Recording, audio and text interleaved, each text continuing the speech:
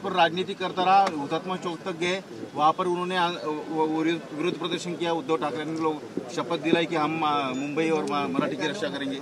खरं म्हणजे महाराष्ट्रात मराठी भाषा ही आपली मायबोली आहे आणि महाराष्ट्रामध्ये माय मराठीलाच प्राधान्य आहे आणि महाराष्ट्राची मराठी भाषा हीच आणि मराठी भाषेसाठीच आपण सगळेजण करतोय। मराठी भाषेला अभिजात भाषेचा दर्जा मिळवण्यासाठी आपण केंद्र सरकारला प्रधानमंत्री महोदयांना विनंती केली। प्रधानमंत्री महोदयांनी मराठी भाषेला अभिजात भाषेचा दर्जा दिला, त्यांचंही आम्ही अभिनंदन केलेलं आहे। त्यामुळे महाराष्ट्रामध्ये मराठी भाषा हीच महत्त्वाची आहे आणि आदरणीय हिंदू हृदय सम्राट बाळासाहेब ठाकरे यांनी देखील महाराष्ट्रामध्ये मुंबईमध्ये मराठी माणसाच्या पाठीशी उभं राहण्यासाठीच शिवसेनेला जन्म दिला। त्यामुळे कोणी कितीही काही म्हटलं तरीसुद्धा या ठिकाणी मराठी भाषा आमची मायबोली आहे, मराठी भाषाच आमची महत्त्वाची भाषा आहे आणि म्हणून या ठिकाणी काही लोक जे काही राजकारण करतायत त्यांनी राजकारण थांबवावं।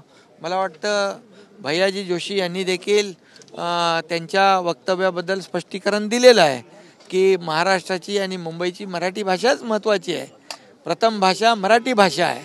आणि त्यांनी जे म्हटलं की इतर सगळे समाज लोक एकत्र राहतात, परंतु याचा अर्थ मराठी भाषेचा त्यांनी कुठे अपमान केलेला नाही, किंबहुना मराठी भाषेला त्यांनी दुय्यम समजलेले नाही।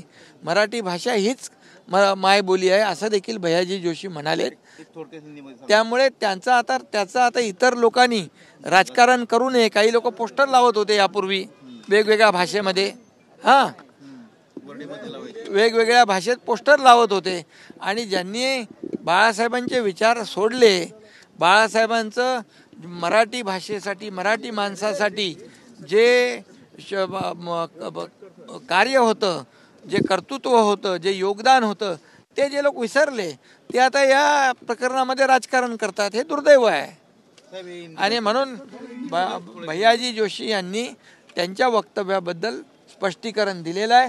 त्यामुळे आता विरोधकांनी या बाबतीमध्ये राजकारण थांबवावं। मराठी भाषेबद्दल राजकारण जर केलं तर मराठी माणूस आणि महाराष्ट्र माफ नाही करणार।